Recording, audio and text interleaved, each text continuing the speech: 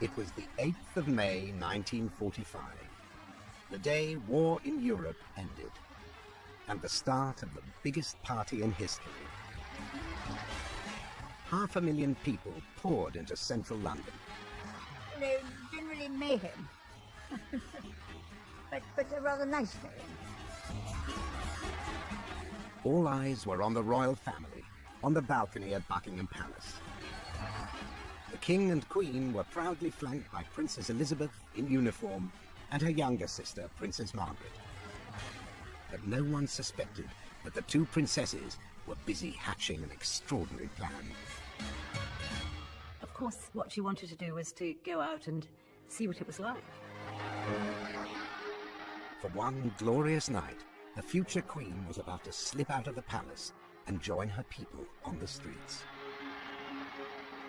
Now, for the first time, the friends and family with her that night will reveal what happened hour by hour. Well, it was just freedom. To be an ordinary person. We'll even hear from the Queen herself, as she recalls what happened with real emotion in a rare interview. I remember lines of unknown people linking arms and walking down Whitehall. All of us just swept along on a tide of happiness and relief. This was a night without rules, where anything could happen. Piles of burnt deck chairs in Green Park and condoms in all the bushes. For the future Queen, this night was to be a rite of passage. Basically, the entirety of the princess's youth, university life, the time to be free and do whatever you want, compressed into one small night, and that was VE night. In this film, we'll take you on a guided tour of VE Day, street by street, in the company of the Queen and her sister, as they travelled incognito through the crowds. It's a story that provides a unique insight into Elizabeth and Margaret, and the very different people they were to become, on the night they let their hair down and partied with the people.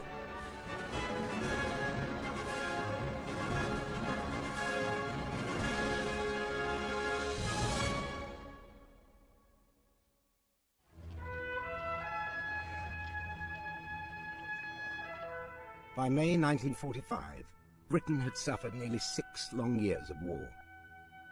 Over 250,000 British people had lost their lives. 750,000 families had seen their homes destroyed. Thousands of grieving women had lost husbands and sons. The country was desperate for the news that finally came at 3 p.m. on the 8th of May. Yesterday morning, at 2:41 a.m., General Jodl and Admiral Dönitz signed the act of unconditional surrender. The German war is therefore at an end.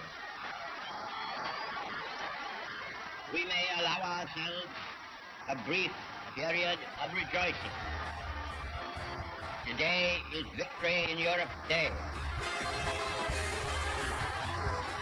A week after Hitler's death, the country was finally allowed to celebrate.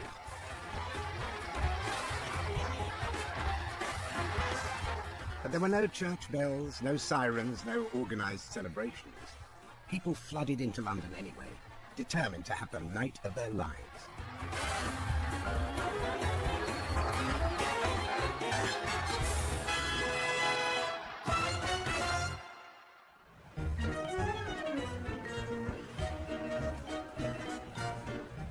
Margaret Rhodes is the Queen's cousin and close friend.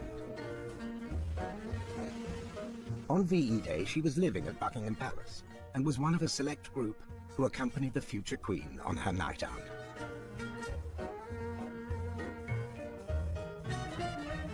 The whole thing was so exciting.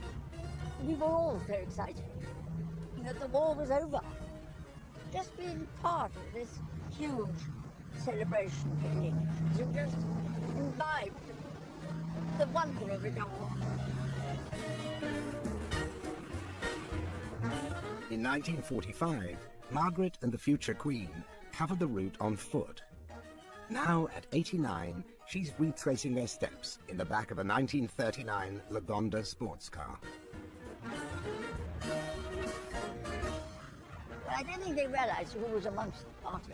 I think they thought were a lot of rather drunk young mad people.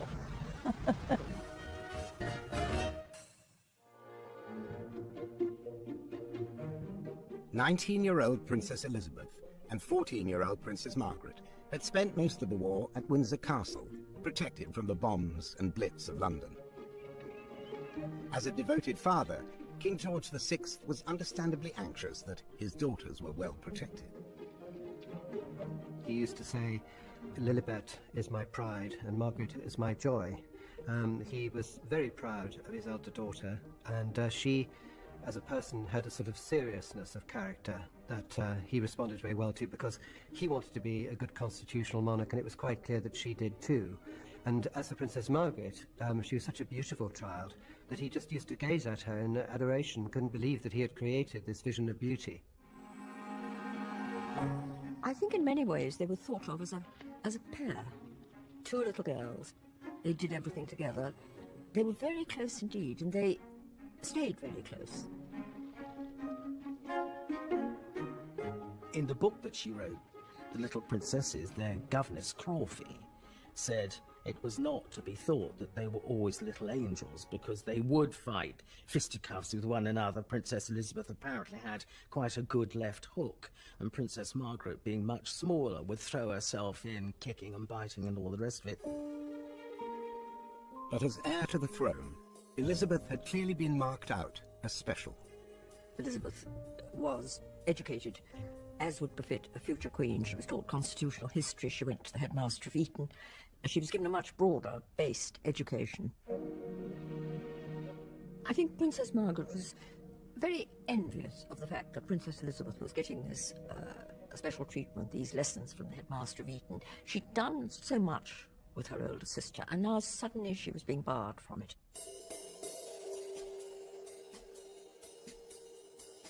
Elizabeth may have been destined for the throne, but she was eager to join the war effort alongside the rest of the country.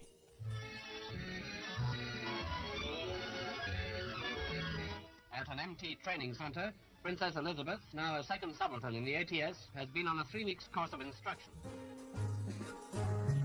Towards the latter stages of the war, she'd been allowed to join the Auxiliary Territorial Service, known as the ATS.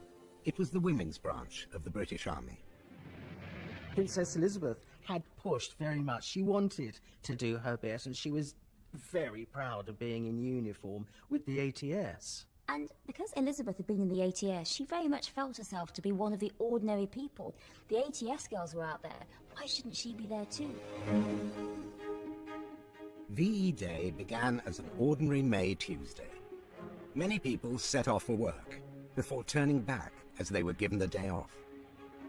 For the first time in 6 years, the wartime ban on the weather forecast was lifted. With temperatures predicted to reach 75 degrees Fahrenheit, thousands decided to make for central London. By 7 in the evening, crowds had massed outside Buckingham Palace, all hoping for a glimpse of the royal family. But inside the palace, anxiety was mounting. The king had to make a live broadcast to the nation. Something of an ordeal for a man struggling to control a serious stammer. Germany, the enemy who drove all Europe into war, has been finally overcome. His speech over, the king now faced another challenge, as his daughters sought permission to leave the palace and join the crowds outside. Elizabeth was already fascinated by what was going on down there. She said she was looking at the lights, looking at the people, and wondering what they were all doing down there. I think the king was put under a great deal of pressure from both the daughters to be allowed to go out and mingle with the crowds and celebrate. The entire war, Elizabeth had been at Windsor Castle. She hadn't been to the theatre, she'd hardly been to a cinema, she'd hardly been to London apart from a trip to the dentist. So she was really naive about life, which worried her father. He thought she's had such a difficult time. Poor girl, and she hasn't had any fun. He wanted his daughter to have fun. The princesses kept asking, and finally the king relented.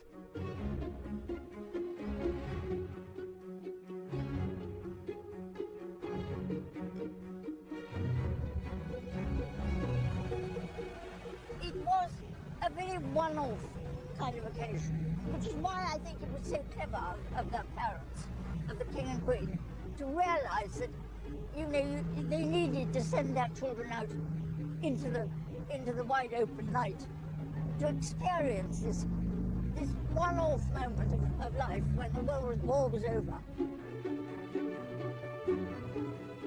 The king may have given his permission for the girls to leave, but he wasn't going to allow them out alone. So a group of 16 trusted members of the royal household was hastily assembled. It's unbelievable now to think that the king let his two daughters, the heir to the throne and the second, go out into the streets where there was drunkenness, fighting, pickpocketing, all kinds of crime, prostitution. It was all out there. And he just said, "Okay, girls, off you go." But as Elizabeth prepared to leave the palace, she began to have second thoughts. In a rare radio interview given years later, her fears at coming face to face with the public are clear. I remember we were terrified of being recognised, so I pulled my uniform cap well down over my eyes. A grenadier officer amongst our party of about 16 people said he refused to be seen in the company of another officer improperly dressed. So I had to put my cap on normally.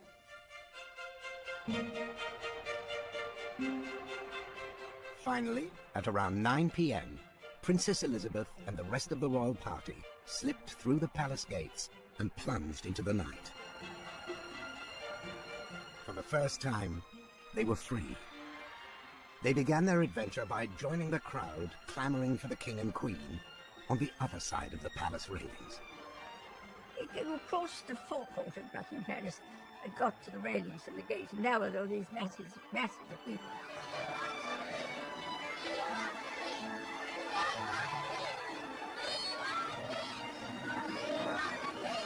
I mean, there was a general thing of "we want the king and queen" shouting, which we all frantically joined in with. And were amazed when about 5 or 10 minutes later the window things opened and they came out on the balcony. And so we shouted even louder.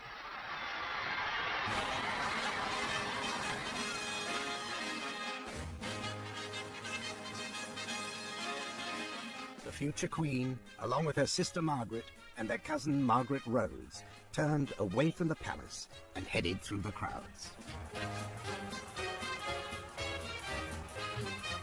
I mean, it was like a wonderful escape, really, for the girls. I didn't think they'd ever been out, you know, amongst thick crowds and walked with a million other people.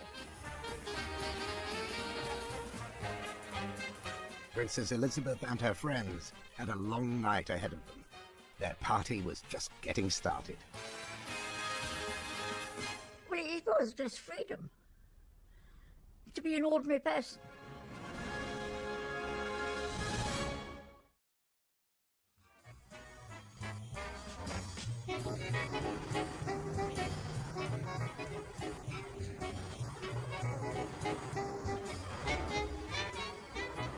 At 9:30 p.m. on VE Day, the future Queen Elizabeth was out on the town in London with her sister, 14-year-old Princess Margaret. Celebrating the end of the war with them was their cousin, Margaret Rhodes.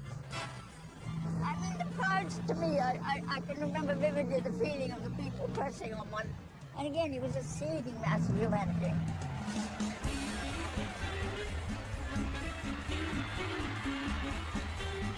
The future queen found herself in the midst of people from all walks of life, all throwing themselves into spontaneous celebrations. It was a scene of glorious chaos. There was Humphrey Lyttelton going by on the back of a lorry with him playing his trumpet like mad in the back, which was just wonderful. I think people, if they had musical instruments, they played them. You know, if you had a trumpet, you played it. The spirit of pure happiness that we could live again.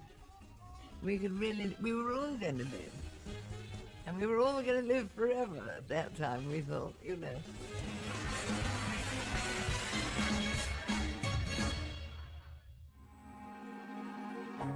Around 10 p.m., having danced down the entire length of the Mall, the royal party took a detour through Horse Guards Parade.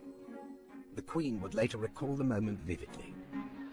I remember lines of unknown people linking arms and walking down Whitehall, all of us just swept along on a tide of happiness and relief. I just remember the crowds and the sort of feeling of wonderful joy, which was such a change, you know, after 5 years of gloom somehow. For one night only, pubs were allowed extended opening hours. Many reported running out of beer early in the evening. Some people were a bit plastered, some people were very plastered, and others were dead sober, but having a really good time. The princesses were determined to join in with the spirit of the moment. As the Queen was happy to recall, they weren't above playing pranks on unsuspecting members of the crowd.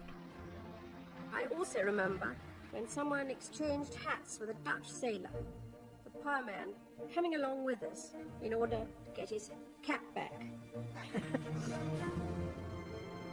Her whole life so far has been one of quiet, gentle repression, and her future is going to be one of nothing but decorum. You can't make stupid jokes when you're a queen. And now, for one brief moment, she can be just as silly as every other young person in the country. 22-year-old Jean Campbell Harris, now Baroness Trumpington, was also out in the crowds on VE night. She'd spent the war years working at the government's code-breaking headquarters at Bletchley Park. We sort of knew that the end was nigh, so we had to judge it pretty carefully because we were certainly not going to be separated that night. And so we all dashed up to London by train.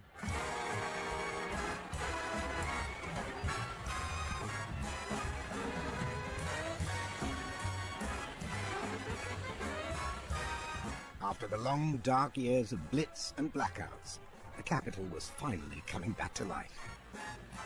Lights, lights, people, lights. You didn't give a damn of how much light there was. Windows with lights showing. Ah.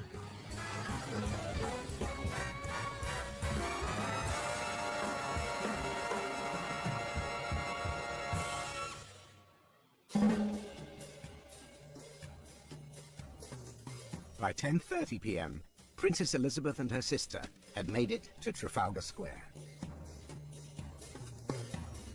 As the numbers on the streets continued to swell, the royal group was getting up close and personal with complete strangers. Trafalgar Square was jammed from end to end. It was a scene of joyful whoopee, and everybody was laughing and shouting and crying and kissing policemen and kissing other people and, you know, generally mayhem. but a rather nice mayhem.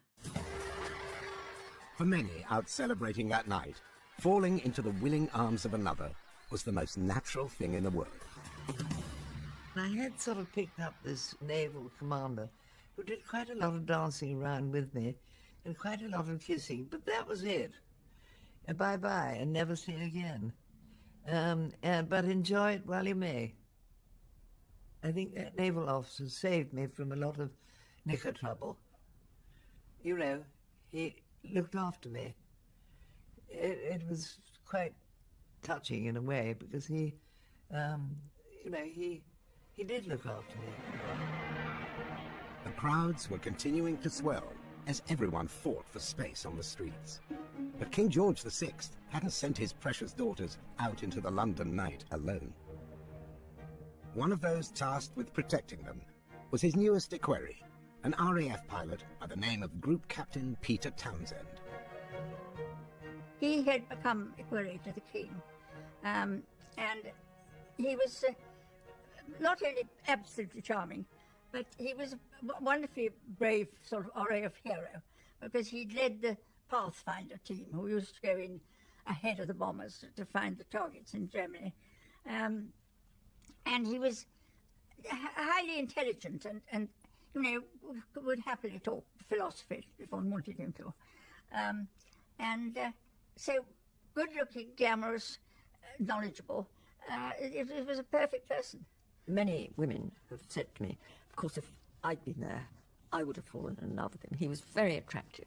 And if you had a very attractive man who has served, as it were, you and your family, I'm thinking here of the princesses, served you and your family, fought for you and your family, and whom you see every single day, and you are just, as Princess Margaret was, just reaching the age when you fall in love for the first time, it's almost impossible not to fall for someone like that. Probably everybody fancied him no end. Although for his part, Townsend insisted he thought of Margaret as unremarkable, except for one feature.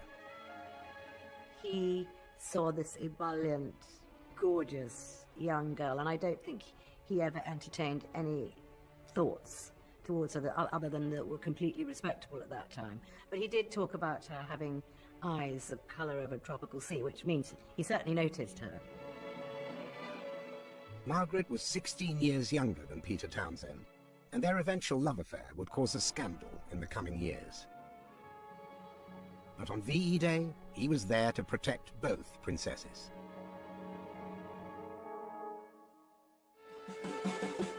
And the dangers were all too real. Policemen on VE Day were given orders to turn a blind eye to troublemaking. And there were reports of drunken revelers being injured, falling from buses and lorries. The Queen's group was now heading straight for the most dangerous part of town, packed with drunken partygoers, Piccadilly Circus. There's a riotous aspect to this. There's a slightly dangerous aspect to it. This is, in a way, a moment of wonderful madness. But caught up in the chaos of the crowds, it was an area the royal group couldn't avoid.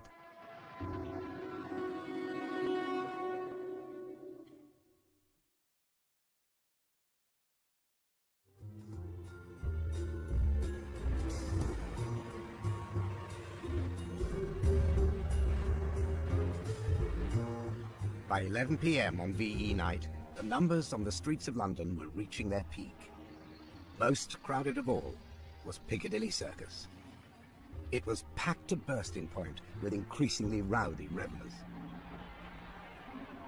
The king didn't want them to go to Piccadilly Circus because he was obviously worried that there would be a real crush there. So it's a central point. And he obviously thought they'll be fine as long as they keep on the outskirts of the crowd, which is actually what they did try to do. But they just got carried into the crowd. The future queen was now caught up in the seething mass, with no obvious means of escape. Alongside her was her lady-in-waiting, Jean Woodruff. One didn't realise that one would be, cheek by jowl, so to speak, with the people, lots of people standing, just roaring, really. Amazing. Well, the Queen knew she was going to be recognised. I mean, she'd been on the front of so many magazines. What she hoped was that people were so drunk, so excited, so over-thrilled that they actually didn't think, who was that person just walked by me? It's a little bit like Princess Elizabeth. Couldn't have been.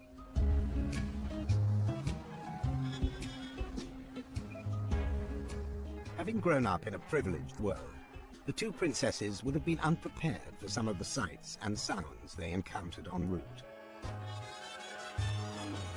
For the princesses, it wasn't only the sheer numbers at Piccadilly Circus that were a novel experience.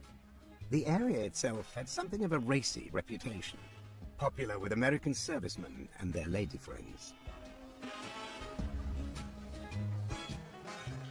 The GIs frequented a club called Rainbow Corner, which was on the corner of Piccadilly, near where the Criterion now is.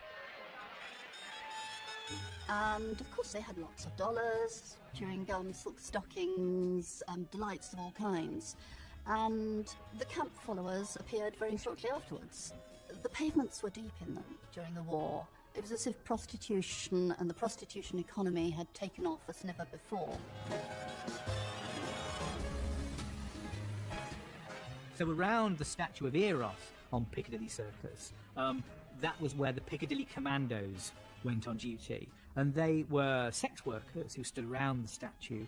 And some of them would have little pen-light torches that they would shine down onto their legs in order to show that they were wearing fishnet stockings. And it was almost like, you know, a kind of shop window, I guess. And the newspaper vendors would sell you a French letter. They would have the supply of condoms underneath the Evening Standard. And there was your night out with the Regent Palace Hotel just across Piccadilly Circus, only too happy to let you both walk through the doors, no questions asked.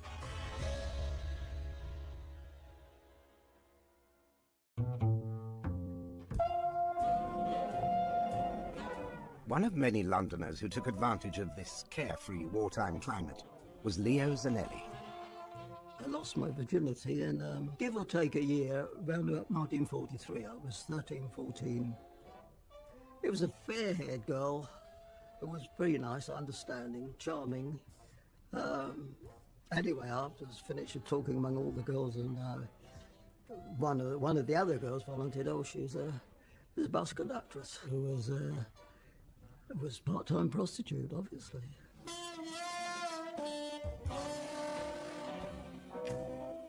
The war had a dramatic effect on people's attitude to sex. Inevitably, in a situation where you think you may die at any moment, you don't sort of think, oh, well, I'll just postpone my fun, I'll do it next week. You do it now. Pre-war, there'd been a general feeling that most women should go undefiled to the marriage bed. That really got shelved to quite a large extent. Even married women thought to themselves, well, my husband may not come back. Why am I waiting?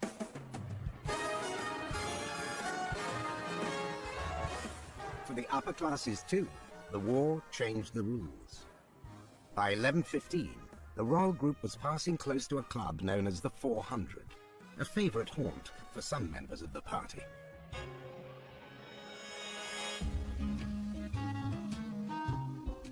It had a tiny little dance floor, which was lit with a spotlight. It had red velvet curtains, red silk walls. It had a very dusty vase of pink flowers, which had been there for an eternity and covered in dust. But it had a little dance floor where we all danced very hugger-mugger. You had your own bottle, which was marked by the waiter when you finished drinking whatever it was, gin. The level was marked off. And that was absolutely rigorous. The bottle was kept whether you were away for 5 days or 5 years. The 400 Club also had a reputation for illicit encounters. I mean, you lived in a sort of dusky atmosphere where it was quite hard to see very clearly who else was there. But there was one famous moment when we all noticed that there were at least 4 dukes present, and not with their duchesses. I actually was a member, and I had been there once when my father was in one corner and both my brothers were in other corners, all with different people, and none of us took any notice of the people we were with. We all stared at my father, who was very, very embarrassed and didn't last very long with his lady friend, who was not my mother.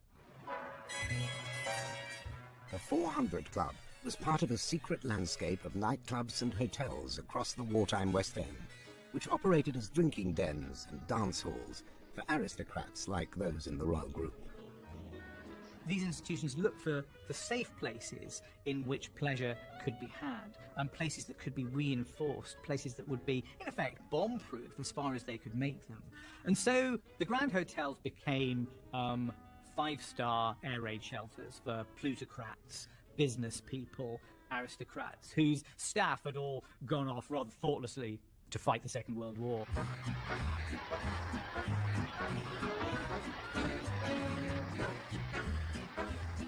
On VE night, one particular group of aristocrats was discovering how ordinary people partied. By 11:30 p.m., the future Queen had become just a face in the crowd, laughing and joking and dancing. There was a lot of dancing, including the conga, of course, which was lovely because it meant a lot of people who didn't know each other could all join in. At around 11:30, the Queen and her friends began to dance their way down Piccadilly.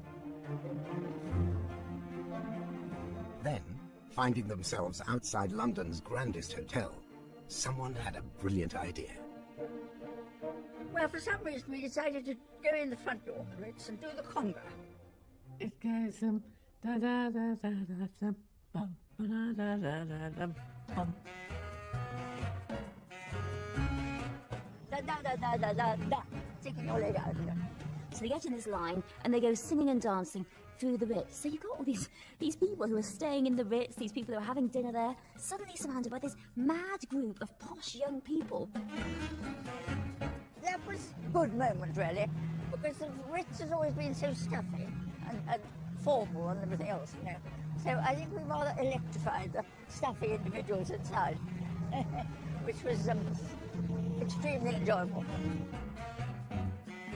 There were people having tea. Well, I don't think they realised who was amongst the party. I think they just thought a lot of rather drunk young mad people. All I can really remember is sort of old ladies looking faintly shocked. And little did those people know that the Queen, the future Queen, was in that group, waving and shouting and making just as much noise as the rest of them. And as one conquered through, the eyebrows were raised, and what are these people up to, you know?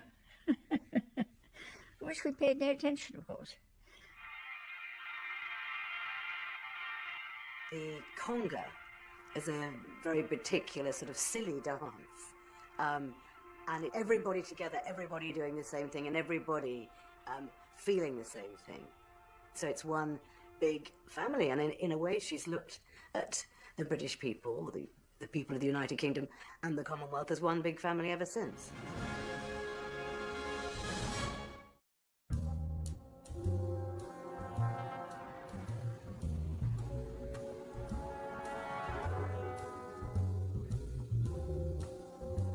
By 11:45 p.m. on VE night, the Queen had been partying along with her people on the streets of London for over 2 hours.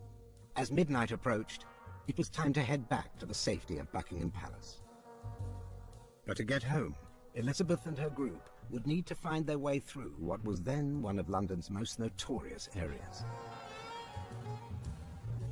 There were places like Green Park and St James's, which one would never have walked through at night in the war. And there we were.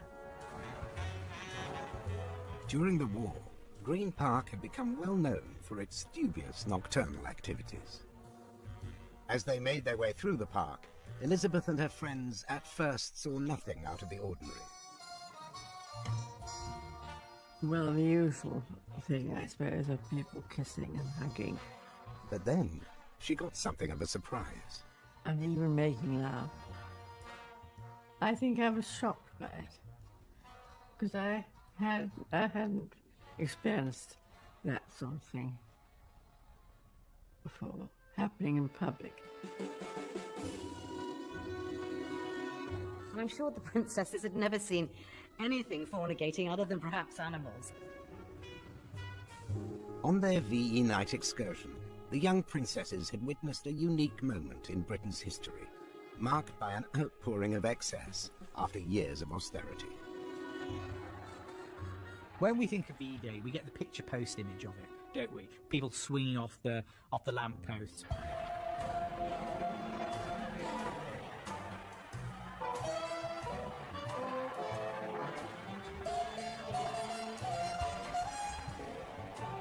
This is, in a way, a moment of wonderful madness, and it's a moment of hysteria too. The day after VE Day, piles of burnt deck chairs in Green Park and condoms in all the bushes.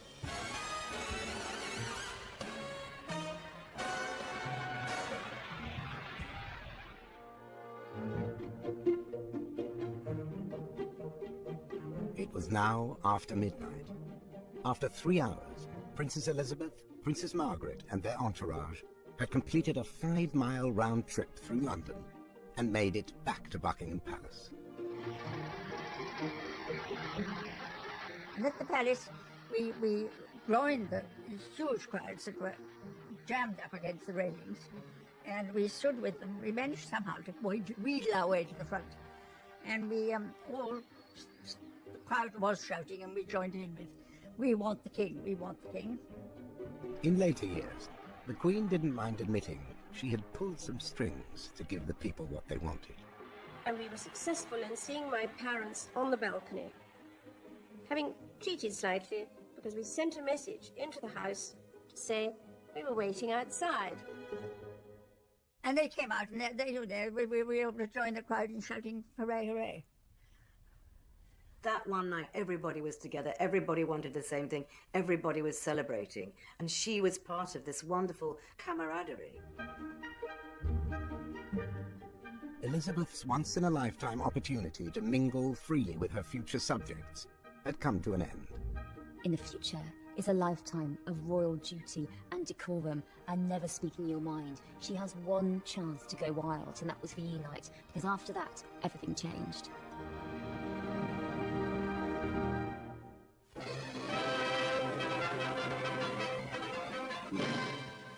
Labour will now have a majority over all parties in a House of 640. Just weeks after VE Day, a Labour government was voted in, and the war leader Churchill was out.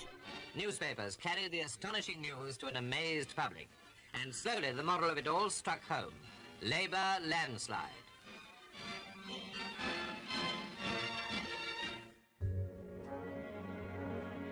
At the Savoy Hotel, one woman was heard to say, "They've elected a Labour government, and the country will never stand for that." Britain looked to the future, but the future was going to look very different. Because people were used to living in a more regulated way and used to the state playing a larger role in their lives, that permitted a kind of reorganisation of British society after the war. The welfare state and the NHS are the most obvious examples of that. For someone as young as Princess Elizabeth, she was incredibly politically aware, and she knew there was going to be a huge sea change once the war was over. Every institution in the country was having to adapt to the new world, and the royal family was no exception. In 1947, on her 21st birthday, Elizabeth set out the kind of monarchy she wanted to create for post-war Britain. I declare before you all that my whole life, whether it be long or short, shall be devoted to your service and to the service of our great imperial family to which we all belong. When Elizabeth gave her 21st birthday dedication to the people of the Commonwealth, she really meant it. This duty, which is hard for people to understand now, but duty was the all-abiding rule of the monarchy. Elizabeth's duties were clear. In this egalitarian age, she would have to be a monarch who served her people. But without an official role, her sister Margaret had to forge her own path. Princess Elizabeth was always the more serious and thinking one, you know. Margaret was always the larky one, which was fine. I mean, you know, because she could be very funny, and she could make anybody laugh if she was set her heart on it. She's going to have fun, she's going to be a bit naughty, she's going to smoke, she's going to drink, she's going to be popular and dance all night and a little bit bohemian.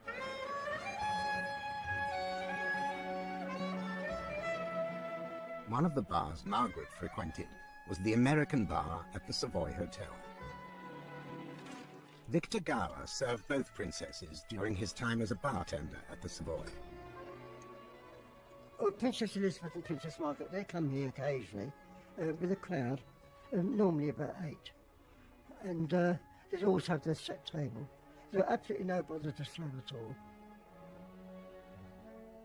Princess Elizabeth would normally drink gin and tonic. You got the impression she wasn't a big drinker at all, because she nursed her drinks. But Princess Margaret was whiskey. That was her favourite. whiskey and a cigarette. So, I mean, she liked the drink and her cigarettes. And obviously I to think it shortened her life a bit. I would imagine so. It was a shame because, you know, she was a lovely person, beautiful to look at. But,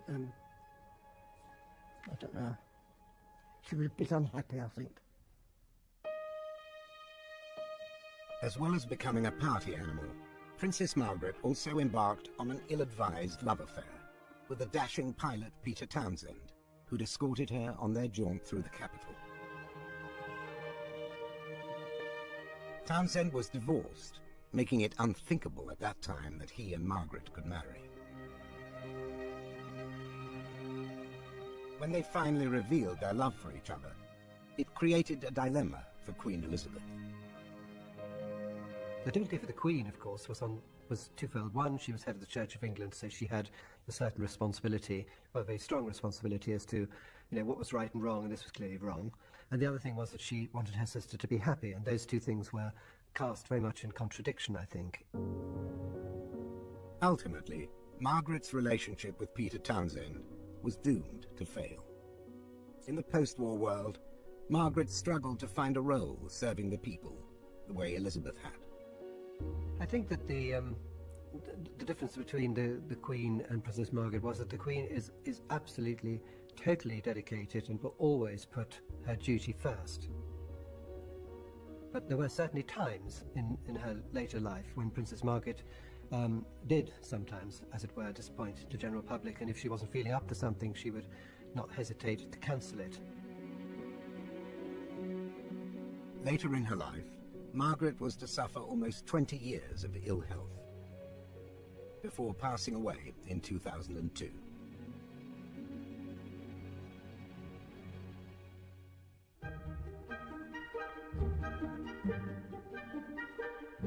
For the Queen, everything came second to upholding a life of duty and a dignified monarchy. Elizabeth has been Queen and served her country for over 60 years. In 2015, she will become Britain's longest reigning monarch.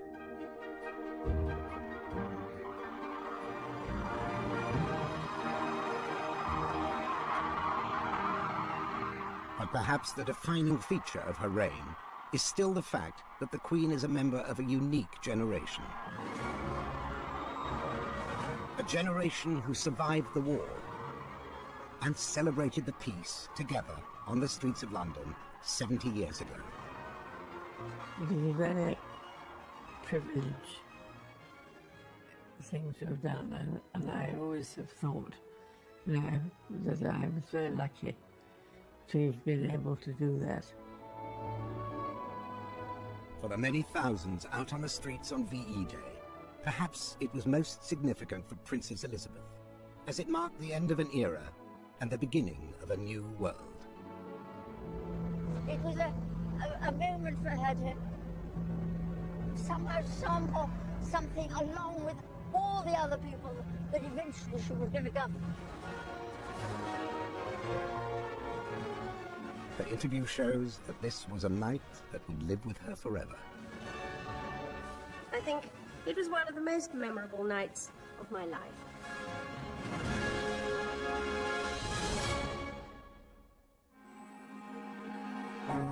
Friday night's brand new More 4 with a period drama following a group of nurses treating wounded soldiers during World War I, Anzac Girls at 9. Channel 4 next Tuesday at 9, bringing down the criminals. Meet a hodgepodge of big-hearted coppers in our new drama No Offence. Box fresh political comedy up next with the Ballot Monkeys.